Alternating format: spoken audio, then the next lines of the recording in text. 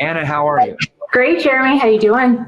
I think I told you this a little bit before, but I have 100. I just took my temperature, only 102 temperature now. It was 103 a couple hours ago, but I am still here because I did not want to miss this live with you, especially on International Women's Day.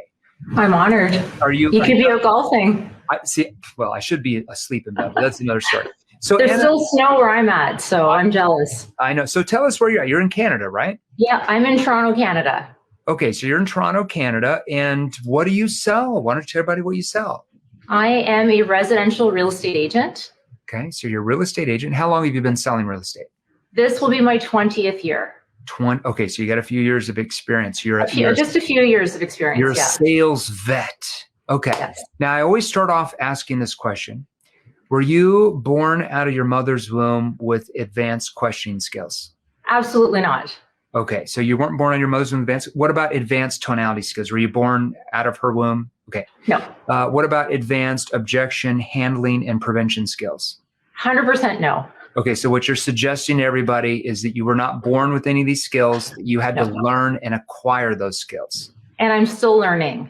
Like all of us, 20 years in, I'm still learning. So, and that's what I find exciting about it. And this is what I want to ask you, because I see I see a lot of myself in you, because when I was in the trenches like you are, even though I was making a lot of money, I was always trying to learn more and more and more so I kept going up to a different level. And I love that about you, because a lot of sales vets that are in your situation, because you weren't doing shabby when you came here, you were already making, high six figures when you came here. But a lot of people that make, 300, 400, 500,000 a year in commissions, they're like, I know everything there is to know. I don't need to know anything about selling. Nobody could teach me anything. And that's why they stay at the same level forever, or usually they go back down. Right? They go back down. Yeah, they go agreed. Back down. They don't advance. So what caused you, 4, 5, 6 months ago, whenever you got into our first training, I think you got like a basic product, then you got into something else. But what caused you to be like, hey, maybe I can learn something from these guys? So just to touch on that, I was doing fairly well and, maybe a bit cocky, a little bit confident. I was going into some appointments that were kind of gimmies. Yeah. And for the first few times, I wasn't getting them. And there's something that changed. And these were referrals. I wasn't getting it, and I lost a few that I shouldn't have. Yeah. So that was a rude awakening for me. And I was trying to figure out, again, try not to make excuses, but trying to learn from it. And I said, there's something that I'm saying to these clients that it's not working. And it's causing them not to give me the listing. And I was, after about, I think I lost about 2, maybe 3. That was enough. Like something had to change. Yeah. And you don't sell like, tiny, tiny cheap homes. You're talking about like, $1 million plus up there, especially in your market. You lose a listing that's $3 or $4 million home. Just think of the commission off that. Yeah, and then plus the spinoff from that too. So it hurts. When you lose one, it hurts. Yeah. So I really got into Chris Voss's Never Split the Difference. Yeah. And I like that. But the challenge I had with him is that he wasn't in sales. So, and very alpha, masculine, cop sounding. And I said, I can't carry that over into what I do. Yeah. And I stumbled across you on, I think it was on Instagram, and it kind of resonated. And it was one of those, like, don't say this. I'm like, oh, but I always say that. Like, the just checking in email, just following up. And people before seemed to like that because it was always considered being proactive and getting the job done. But then I noticed it wasn't getting the same, like it really, really changed. And then when I got, I think it was the 50 objection handlers, and I liked that. And then I really got into it, and it resonated when I was watching more of the YouTube stuff. I'm like, I should probably pay this guy, because I felt like I was almost taking advantage. And I'm like, if I learned that much off your free stuff, then I wanted to, let's see what we can do if I really invest and commit to this process. Sure. Okay, so you got into our advanced inner circle early December. Tell us a little bit about your journey, because obviously you've got a really busy schedule. We train, even train like Ryan Serhant's team and $1 Million Listing New York, and those guys are, they work 100 hours a day. I don't know how it's possible. So obviously you're running all over the place. How did you find the time to go through the training? I just made the time. So I decided to jump in with both feet in December, which is typically a slower time. Yeah. And I zipped through everything. And I have a thirst for knowledge and a curiosity. So I was looking forward to the portal and, the education, and then I was trying to find opportunities to practice as much as I could.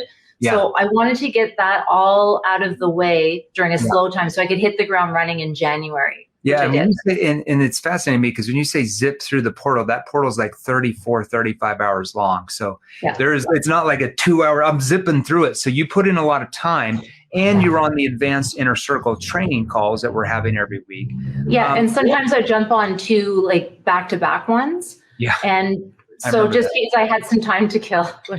Yeah. Okay. So you took literally that 30, 45 day stretch and you just soaked up as much as you could. Yeah. Before I ask for some specifics, like what were just a few things in the advanced inner circle that you picked up that you're like, wow, I didn't even know that, or maybe you knew a little bit about it, but it gave you really a lot more clarification where you could use it for what you sell? The tonality was the big one. Okay. Tell us more about that. So typically I'm wired pretty high strung. I'm pretty go, and you can pick it up in my tone. And sometimes some people appreciate the enthusiasm, but then learning to slow down and having more confidence and asking questions was the big thing at first that I noticed, and it worked automatically. Yeah. And I want to make sure everybody understands she doesn't mean that you're not assertive. Like you can be calm, collective, and yet very assertive at the same time. That's what an expert does. What she's talking about is you don't have to be hypish and over enthusiastic and talk fast, because as a human being, like my background's behavioral science, right? So as a human being, the way the brain works is if you come across, like, especially if you're talking to more elderly people, if you come across and you talk too fast, it triggers anxiety because they feel like you're nervous. They feel like you have anxiety, and it causes them to be nervous. So you want to be very careful, all of you, on how fast you're actually talking. And a lot of times when we ask questions, we ask them so fast that we just get knee-jerk reactions, right? Maybe give us an example of, maybe a question you used to use, but you said it so fast, it just kind of went in one ear out the other, but now you've kind of, how to slow down, more verbal pauses, and it picks up more. Maybe give us an example. So I'm not an expert at it yet, but it has definitely improved. So I would say things like, okay, so when do you want to get started? Or what's the next step? Yeah. And you can just almost feel it on the phone, or just feel kind of the, So now it's just, so if I understand correctly, what I might be offering, or in terms of your time frame, it might be a good idea for us to maybe set up another appointment. So that's sort of, instead of like going right in, like, let's get started. So instead of being so gung ho, you're a little bit more reserved, but still collective. You're collective, but you're still assertive. Like your voice there was still assertive, but you just slowed down where they pay attention more. Yeah. Okay. And then I always found too, when I started slowing down, you sound less desperate too. Not that I ever was desperate, but when you're talking at them, and I came from kind of an old school, always be closing, presumptive close, talk at them, we're the best, I sold this, I sold that. Yeah. And what I realized, people don't really care. It's about them. And they don't really care if at the end of the day, it doesn't matter. So getting the ego out of the way too is important. Well, even in your industry, one thing that, the real estate agents really have to pay attention to is like when you guys like have on your banners or ads, like I sold, 75 homes this year. How does the prospect interpret that mean? What if we just said, I helped, 75 families this year get the home of their dreams? It's just a different vibe, right? Like instead of I sold this many houses, like it's all about you and how many you've sold. The prospect doesn't care, right? We have to think like the buyer, not act like the seller, right? As my good friend Jerry Acuff would say. So that's really good. Let's talk about maybe some connection questions. Like what did you in the past before NEPQ, what did you like when let's say you had somebody that booked an appointment with you or something like that? Like, how did you typically used to start that conversation? Do you remember like any old school questions you used to use to start a conversation?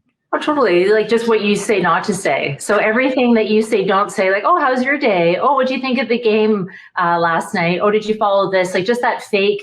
And then we go right into, so well, the reason why I'm calling is, so, and again, just eliminating, but I find where I practice asking those questions, it's actually kind of normal. So it's, as much as you say don't do it, sometimes we have to do it. And I'm like notoriously an inquisitive person. So I like finding out what they did the night before. And you know, those old school kind of, you know, oh, how many kids do you have? And trying to find that relatable thing that, you know, that could come across as cringeworthy. That just doesn't work as well. Yeah, because I mean, even though we might be really generally interested in how their day's going and how many kids they have, which I'd be highly skeptical we are in every single lead, you know, I'm just saying.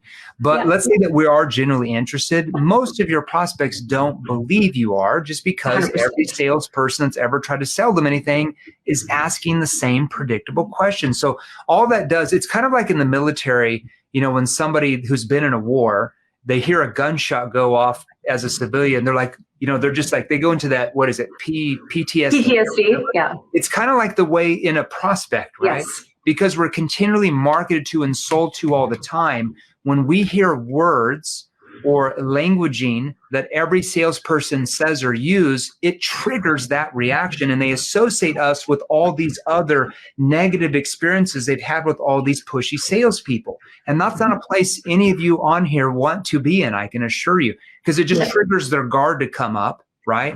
And now you have to like break down the wall of resistance the rest of the conversation. It's just a hard way to sell, right? You want to cause them to keep their guard down the whole time.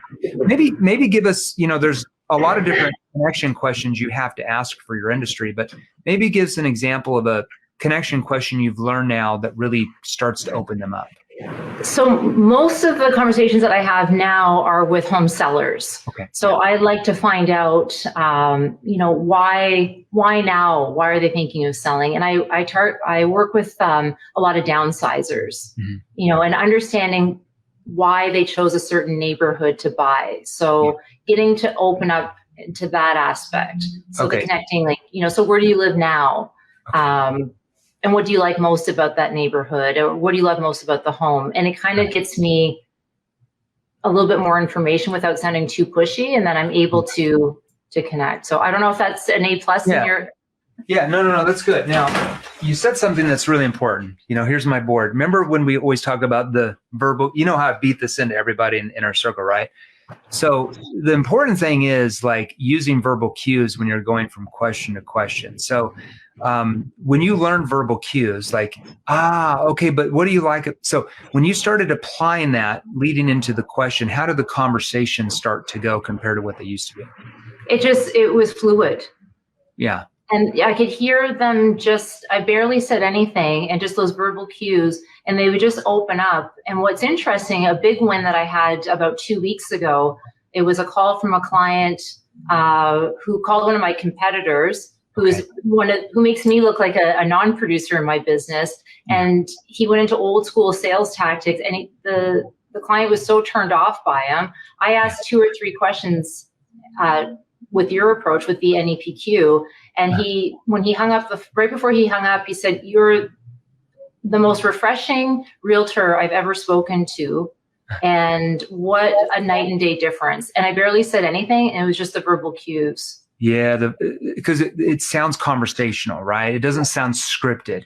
And even when he said that, like, you're the most refreshing person, one thing you could have said to get him to pull you even more is like, "Well, I'm not that cool, but thanks for the compliment." Just little things like that gets him to pull you. And, "Well, I'm not that cool, but," you know, do you have any kids, Anna? I don't know if do you have any kids? No.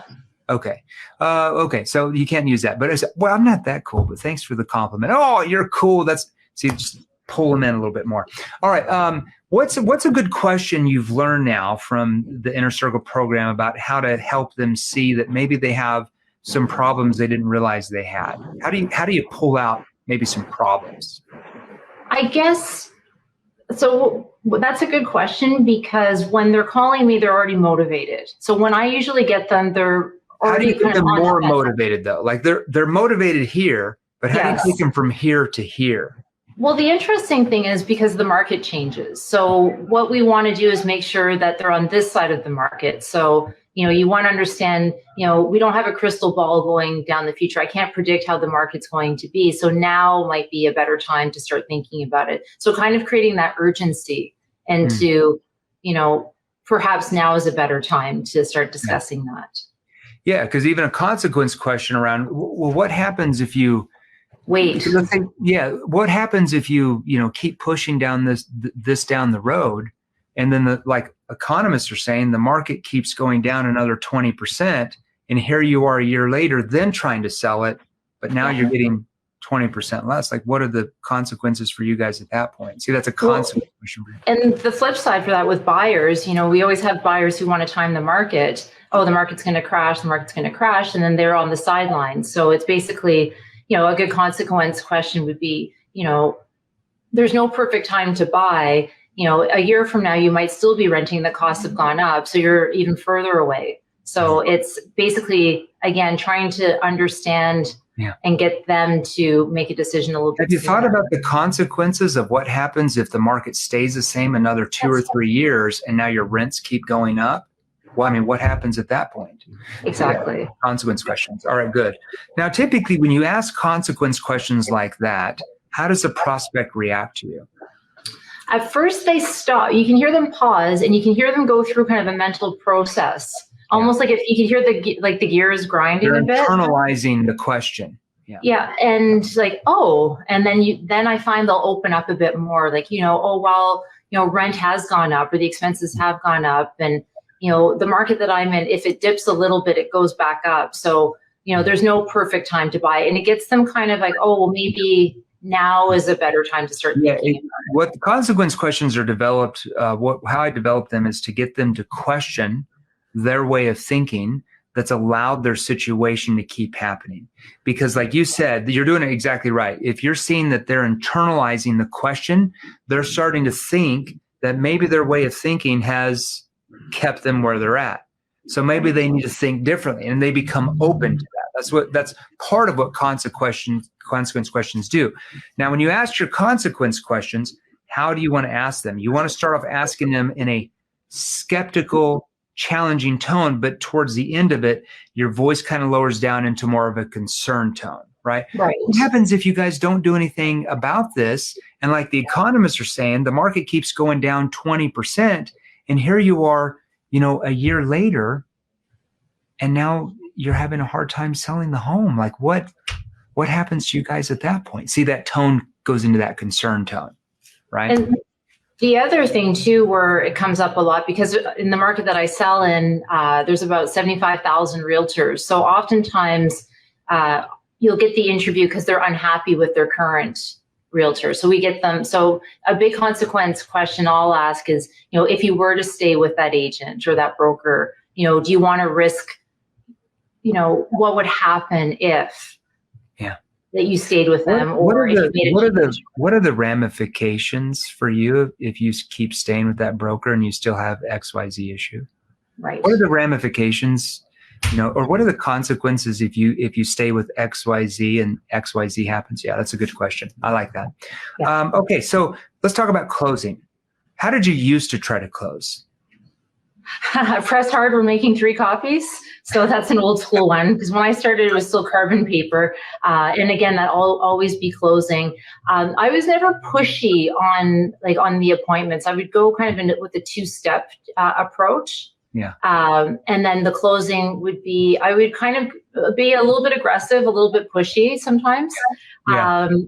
Because again, I work with a lot of sellers, so I would, have an excuse to why they should continue using me. So I'd have like I can have the photographer here tomorrow to take some exterior photos.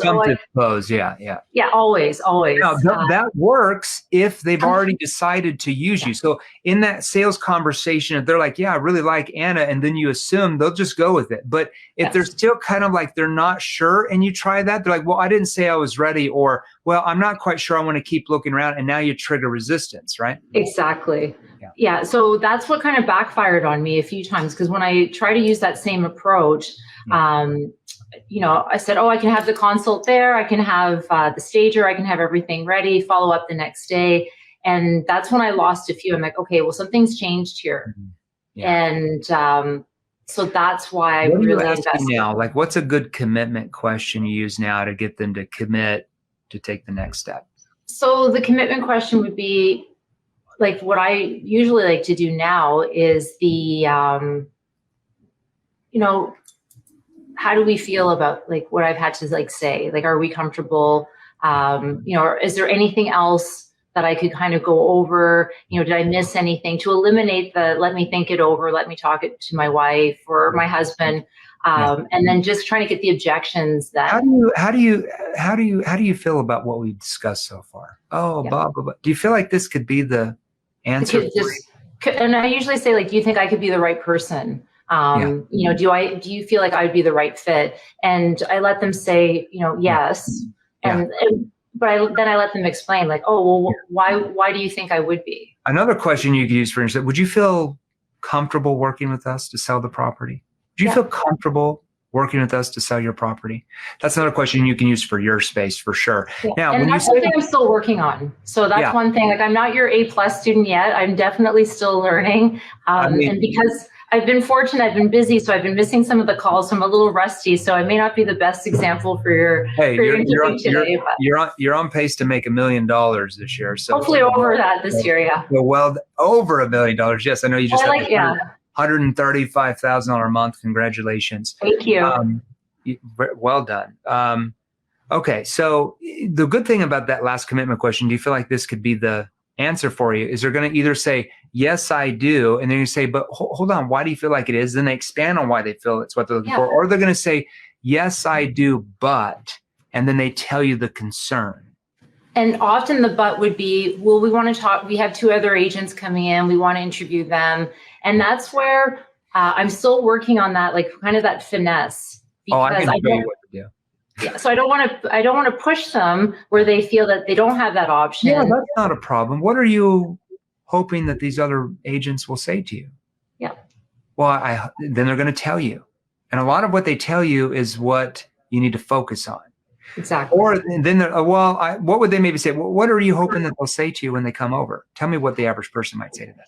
Well, usually it's about the fee for service. Okay. So, like the commission, like the dirty word commission usually comes up. Like, oh, how much do you charge? Oh, we want to see what he has to offer, what she has to offer. Okay. Or so what I would say then is I would say, yeah, it just depends on typically what type of result you want.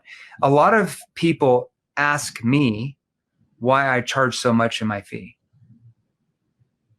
So that's what you're saying. A lot of people ask me why I charge the highest in Toronto. Right. And they're going to say, why do you charge the highest in Toronto? What do you think you're going to say to that? Well, that's what I say with the results. Yeah. So the reason why people come to us and the reason why they want to pay us XYZ is because we're able to sell their property at X and X so they make the most profit. So it just depends on what type of result you want. Are you more focused on just paying the lowest fee or actually getting the most profit for your home? Like, which are you more focused on? Oh, we want to get the most profit for our home. See what we're doing? We're getting them into results-based thinking over the price or cost-based thinking. Okay. And that works. Yes. Well, get back on the next Inner Circle call. I'll give you a lot more than that. I was just a little bit off the top of my head. Okay, we got to go. I got to get on a podcast. Anna, thank you so very much. Thank you, Jeremy. Any last words of advice that you'd like to throw out to the team? Anyone, if you're on the fence, I highly, highly recommend it. I've noticed big changes, and I can't wait for the rest of the year because I want to knock it out of the park. Thanks, Jeremy. And the thing is, you're already making like 600,000 a year or whatever. Now you're going to make well over $1 million a year, and you're still learning. The thing is, like 6 months from now, you're going to be making way more than that. And it's fun. And it's fun to see the results. That's what I really enjoy. Yeah, congrats. Happy International Women's Day to all of you women out there, Anna included. Message me directly right now. So you want to start learning more advanced skills like Anna is still learning. That is almost doubled her income. She's still learning. Message me directly right now. You want to start making your first 10 grand, 15, 20 grand per month in commissions in your industry, or 30 grand a month or 40 grand a month, or get up to Anna's numbers in whatever industry you're in. Because I can assure you, we are training people in your industry watching us right now that are making 2, 3, 5 times what you are right now. And there is no difference between them and you. They drink water. Apparently they eat food. They have trials and tribulations in their life. The only difference between you and them is they've acquired more advanced sales ability. That is what separates them from you. So if you want that same result, message me directly right now. If you're on LinkedIn, the Facebook group, the Facebook business page, my Facebook, message me directly right now. Also, make sure you join our Facebook group. If you're on YouTube, the banner keeps scrolling around here. Look at the bottom. Go to salesrevolution.pro, salesrevolution.pro. Make sure you join the Facebook group. We go live in there a lot more. And make sure you follow me on IG there. There's my handle, Jeremy Lee Minor. I think we have 318,000 followers on there. So make sure you do that. All right, Anna, I got to go. Happy International Women's Day. Great interview. Thanks, everybody. Thank you, guys. Bye.